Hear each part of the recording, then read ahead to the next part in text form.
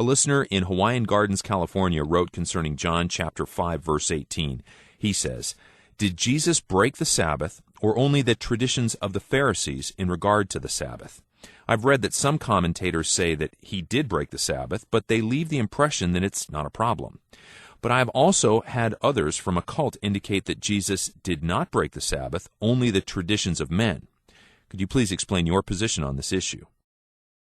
Well, I'll read this verse that is apparently controversial for this man. John wrote here, "Therefore the Jews sought the more to kill him," that is the Lord Jesus, "because he not only had broken the Sabbath, but said also that God was his Father, making himself equal with God." Well, the man was carrying his bed on the Sabbath day, and that was considered breaking the Mosaic law. I doubt whether the man was breaking the Mosaic law. I think this was the construction the Pharisees had put on it. The thing that they were objecting to was that Jesus had healed him on the Sabbath day, and technically he broke the Sabbath day. And if you want a confirmation of that, I think that we need to get away from did he break it or did he not break the Sabbath.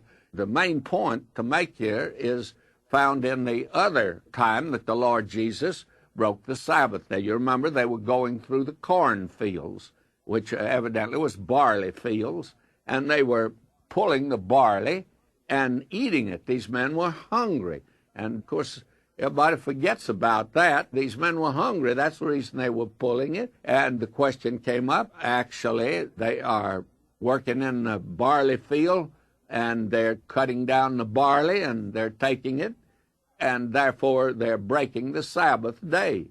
And I'm of the opinion that they were, technically speaking. But the Lord Jesus said this, "I am the Lord of the Sabbath." And all of this is done to show that he's the Lord of the Sabbath, and that what the old Sabbath spoke of has now come to an end, and the Sabbath day will no longer be observed for several reasons, by the way. The early church met on Sunday because that is the first day of the week. He was dead on the Sabbath day. The law belongs to the old dispensation.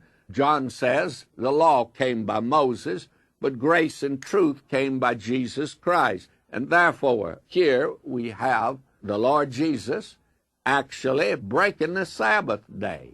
But why? He's the Lord of the Sabbath day. He's the one that gave it, and he is the one that has the right to. And the important thing in this incident here of the Lord Jesus healing that man at the pool of Bethesda on the Sabbath day, the question there was, doing good, is that wrong on the Sabbath day? And the Lord Jesus climaxes all of that by saying he's the Lord of the Sabbath. And I think that we should get it away from the point, did he break it or did he not break it? I think that he did break it. But the point he's making, regardless of the way you want to interpret it, he is the Lord of the Sabbath. And that's important. I think especially in this day when there are those that want to make the Sabbath day the day to celebrate. He's the Lord of it. And he could break it because a new dispensation is coming in.